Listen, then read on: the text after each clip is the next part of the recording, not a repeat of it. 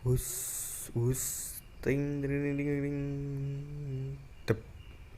Terima kasih Ustadz Somad atas kehadiran dan waktunya di Masjid Al-Muhajirin.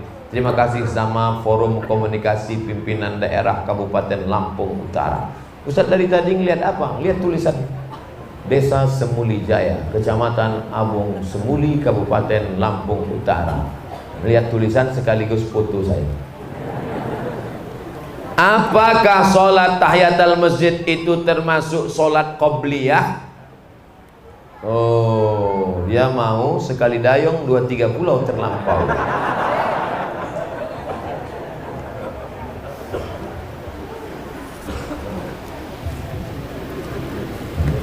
Masuk masjid, tiba-tiba jam dinding masjid itu sudah memberi tanda 2 menit, 2 menit, 2 menit, 2 menit, kan ada jam yang gitu kan? Tinggal 2 menit, tinggal 2 menit, tinggal 2 menit, kata dia. Kita sholat qobliyah atau tahiyatul masjid? Tahiyatul masjid kalau dilaksanakan tidak dapat qobliyah. Tapi kalau dilaksanakan qobliyah,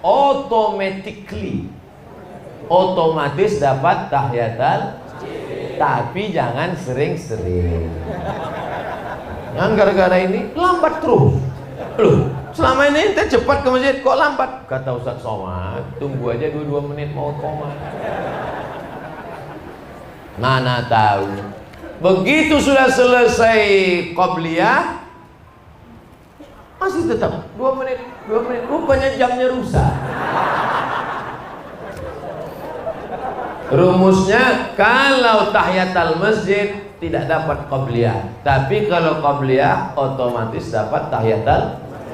Saya nggak ngerti Pak Ustaz. Dalil pengambilan di mana? Idza dakhala ahadukumul masjidah, kalau kamu masuk masjid fala yajlis, jangan duduk, hatta yusolli rak'ataini, salat sunat 2 rakaat. Maka dia waktu masuk itu qobliyah otomatis dapat, karena sebelum duduk dia sudah laksanakan 2 rakaat.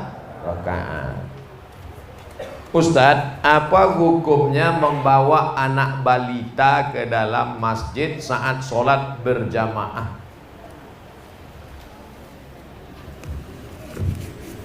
Ada sebagian pengurus masjid anti sama anak kecil. Kalau nengok anak kecil, pulang.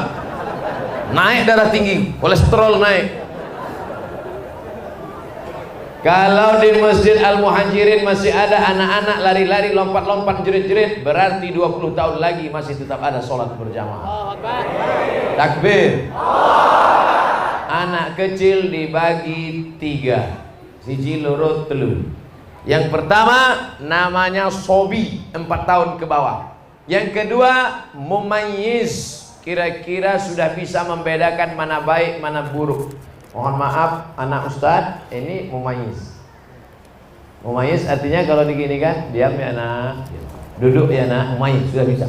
Tapi kalau yang sobi tadi yang 4 tahun kita ginikan, diam ya nduk, kita pula diginikannya.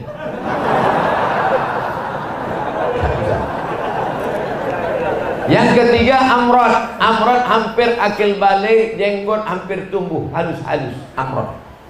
Pakai dal bukan bot. Amrod kalau dot penyakit. Sobi, mumayyiz, amrod. Yang dibawa sholat ke masjid mumayyiz. Adapun yang usia 3 tahun tak bisa dibawa. Karena waktu sebelum sholat bisa kita kasih tahu, "Nduk, kene yo, nggih." Begitu kita takbir, Allahu Akbar. Lari dia. Kebetulan bapak yang di situ ada bawa kacamata. Diletakkannya di bawah. Setiap anak tuh lewat, bapak tuh gitu. Akhirnya salam bapak itu cuma sekali aja. Assalamualaikum warahmatullah. Anak sampean iki ya. Anak sampean iki, kata yang sebelah ngamuk, kata yang sebelah lagi, ojo dikeplai, pateni aja.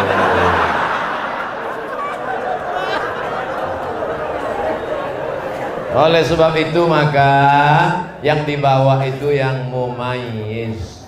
Saya sudah ceramah 70 menit, anak kita masih serius mendengar ceramah. Mudah-mudahan dijadikan Allah pemimpin lampau. Bayangkan, tahan dia dengar ceramah 70 menit. Kadang orang baru 15 menit.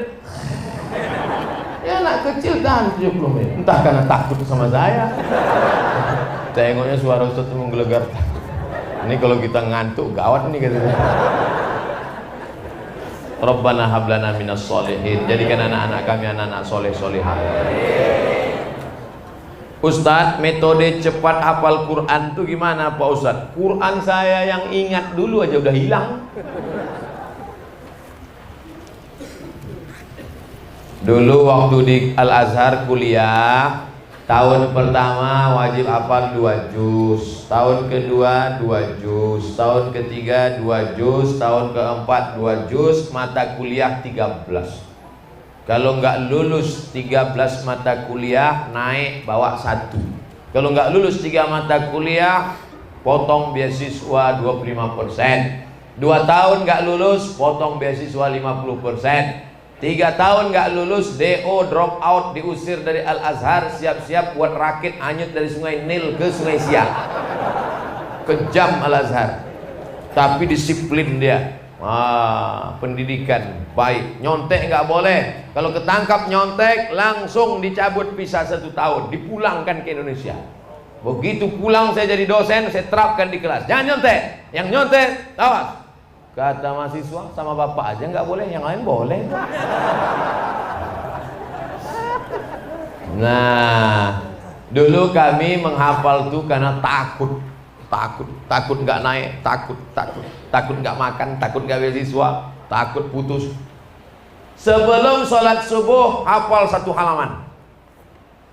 Sebelum sholat subuh, karena waktu itu kepala masih kosong, memori masih kuat. Sebelum sholat subuh hafal 1 halaman. Nanti diulang pada saat sholat qabliyah. Qabliyah zuhur, sholat zuhur, ba'diyah zuhur, qabliyah asar, qabliyah maghrib, ba'diyah maghrib, qabliyah isya, ba'diyah isya. Diulang dalam sholat. Setelah itu didengarkan ke teman. Hafal sebelum subuh, diulang-ulang dalam sholat, didengarkan ke teman, namanya tasmih. Bro, coba dengarkan bacaan saya. Yang keempat, ditulis di kertas. Karena sekali menulis di kertas sama dengan mengulang 10 kali. Karena nulis itu pelan. Itu yang kami pakai dulu. Apakah seorang ibu single mom? Ternyata di desa Semulijaya, ibu itu sendiri disebut single mom. Apakah peran seorang single mom untuk menggantikan, memberikan peran seorang ayah kepada putranya Pak Ustadz? Iso apa ora iso? Bisa nggak seorang ibu menggantikan peran seorang ayah? Bisa kan ya? Langsung mereka jawab. Nabi Isa ada nggak ayahnya? Apakah Nabi Isa lalu kemudian nakal dan ketika ditangkap oleh polisi, kenapa kau nakal? Kurang kasih sayang. Nabi Ismail alaihissalam diantarkan Nabi Ibrahim ke kota Makkah Al-Mukarramah. Setelah itu Ibrahim pulang ke Palestina. Artinya apa? Perempuan bisa membesarkan anaknya tanpa suami, tapi suami tak bisa membesarkan anaknya tanpa istri. Mana yang lebih hebat, laki-laki apa perempuan? Tengok, ngaku mereka. Tes, habis baterai. Artinya peran ini masing-masing mesti ada, tapi peran anak yang paling lama adalah dengan ibu. Karena dalam perut 9 bulan 10 hari perut siapa? Perut ibu. Yang menyusukan 2 tahun siapa? Ibu.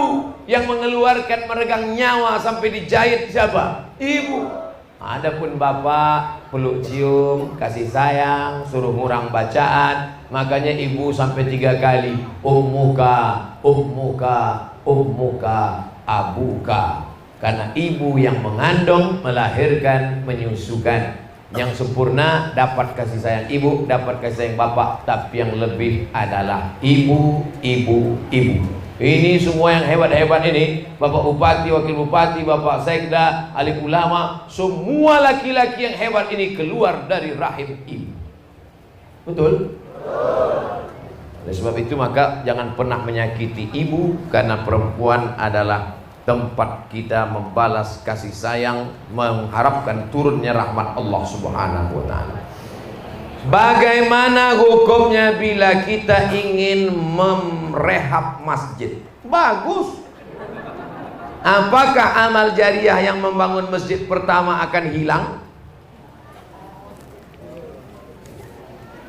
Ketika Masjid Nabawi tiangnya batang korma, atapnya pelepah korma, dindingnya labin tanah liat yang dijemur kering, dicetak 4, direnovasi oleh Sayyidina Utsman bin Affan.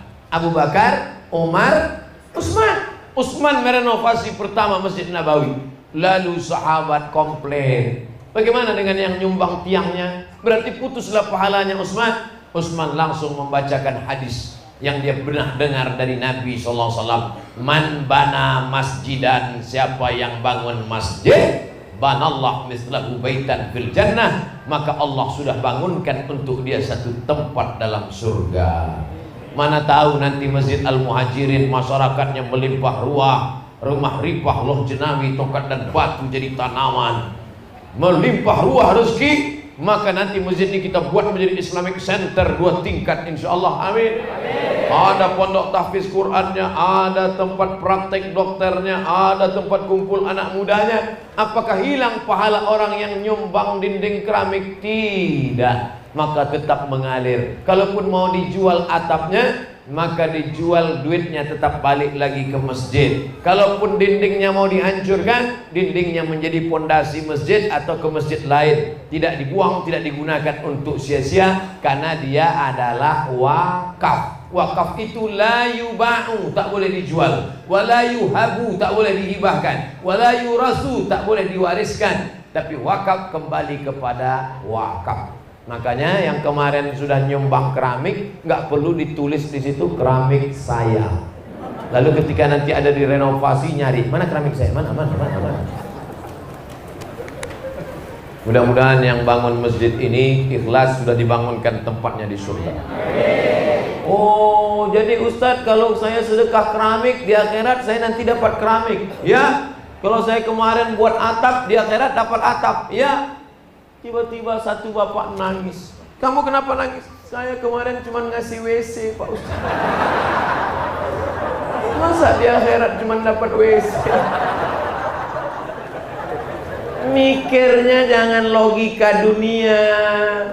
A'datul ibadiyas salihin, aku siapkan untuk hambaku yang saleh, mala a'yunun ra'at, belum pernah dilihat mata, wala udhunun sami'at, belum pernah didengar telinga, wala khatara ala qalbi bashar, belum pernah terlintas di hati manusia. Maka yang kemarin sedekah WC kamar mandi akan diberikan balasan tak pernah terlintas di hati manusia. Amin.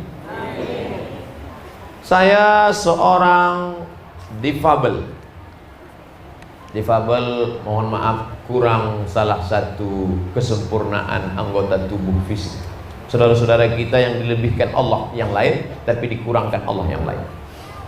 Saya sholat dalam keadaan duduk atau berdiri. Pas duduk antara 2 sujud, dada saya tidak menghadap kiblat. Bagaimana Ustadz? Soalnya ada orang mengatakan sholat saya tidak diterima karena tidak sempurna. Yang wajib sempurna itu bagi orang yang sempurna. Yang tak sempurna gimana dia mau sempurna? La yukallifullahu nafsan illa wus'aha. Gak bisa sholat berdiri duduk, tapi duduknya bukan dari awal. Di awal tetap berdiri, bawa kursi, di awal tetap berdiri. Ghairil maghdubi alaihim waladdallin. Amin. Bismillahirrahmanirrahim. Qul huwallahu ahad, Allahus samad, lam yalid wa lam yulad wa lam yakul lahu kufuwan ahad. Ruku.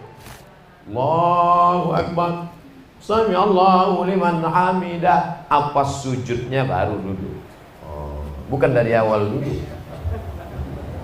Ustaz mau duduk aja banyak gaya. Saya praktek ini. Nah, jadi kalau memang dia bisa berdiri. Tapi kalau dari awal tak bisa berdiri. Orang yang kena vertigo nggak bisa berdiri. Vertigo nggak bisa. Asalnya goyang apa? Goyang. Dari awal tak bisa. Takut tumbang. Dari awal duduk. Allahu Akbar. Rukuknya setengah. Allahu Akbar. Sami Allahu liman hamidah. Sujudnya lebih rendah. Apakah kening mesti ditempelkan? Mau ditempel kemana? Takkan tempel ke tiang. Nah, oleh sebab itu maka ini termasuk dalam orang yang tak sempurna. Atau maaf cakap, tulang belakang bungkuk, lalu tidak bisa menghadap ke kiblat. Yang penting arah dia sudah. Fawalli wajhaka syatral masjidil. Adapun orang yang sempurna, maka semuanya mesti menghadap. Wajahnya menghadap, dadanya menghadap, matanya ke arah kiblat. Barulah diangkat takbiratul ihram bagi yang sempurna. Orang tua kami anaknya perempuan semua. Bagus, dapat mantu sugih. Dalam Islam hak perempuan istri ada pada suami. Jika suami tersebut pelit terhadap orang tua istri, bagaimana orang tua kami saat beliau tua dan tak berdaya, Pak Ustadz? Makanya sebelum dapat mantu buat tim fit and proper test. Mudah-mudahan ibu-ibu yang punya anak perempuan dapat menantu yang soleh-soleh macam mereka. Ibu dari sekarang mulai tengok-tengok mana calon-calon menantu. Yang senyum, yang lajang aja.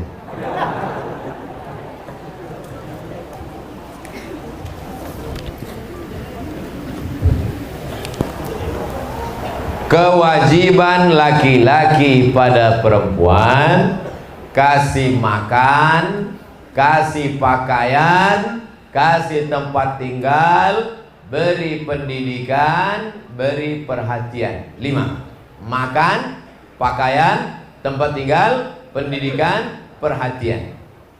Laki-laki tidak boleh memberikan zakat pada orang yang wajib dia nafkahi. Tak boleh bapak beri zakat kepada istri. Adinda, ini 3 juta zakat kanda sekaligus belanja 3 bulan. Nggak bisa. Laki-laki tidak boleh memberikan zakat pada mertua. Kenapa? Karena istri, anak, orang tua, mertua wajib dinafkahi. Istri, anak, orang tua, mertua wajib dinafkahi. Beda dengan saudara. Saudara tak wajib dinafkahi, tapi saudara dibantu boleh, dianjurkan.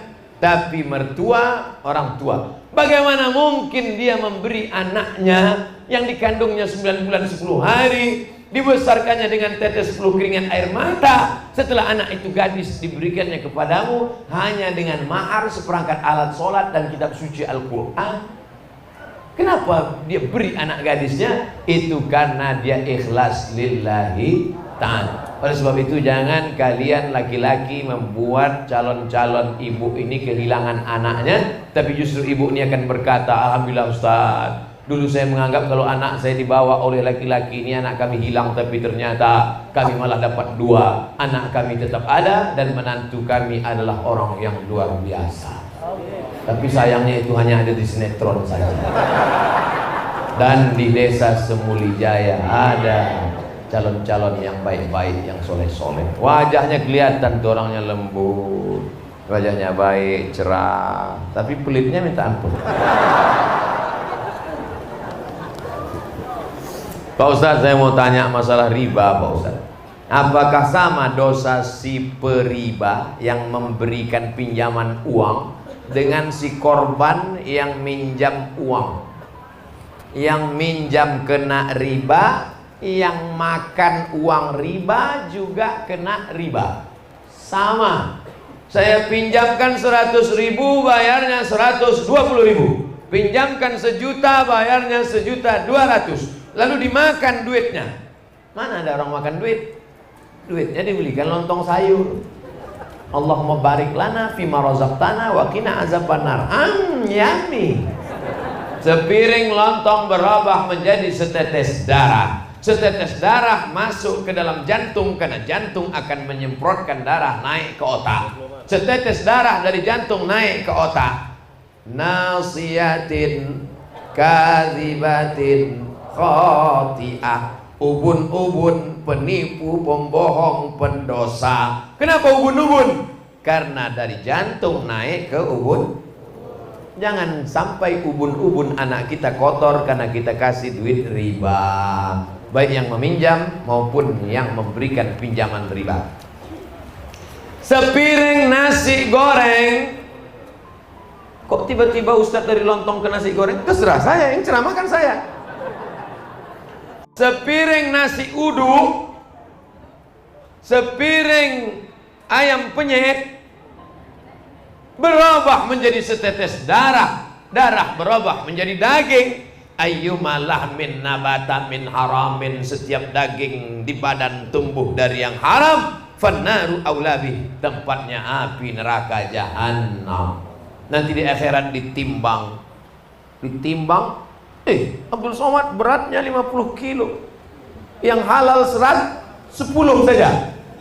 Maka berapa lama kita mampir di tempat transit di Obo-Obo sampai bersih, yang haram itu dibakar, barulah masuk ke dalam surga. Pada tiap pagi tiap petang kita berdoa, Rabbana atina fid dunya hasanah wa fil akhirati hasanah wa qina adzabannar. Selamatkan dari api neraka. Tapi badan kita santapan api neraka gara-gara riba. Hati-hati, yang meminjam-minjamkan uang berhenti. Hai, yang suka minjam-minjamkan uang berhenti. Stop. Ustaz kok nunjuk kami? Saya nunjuk kamera.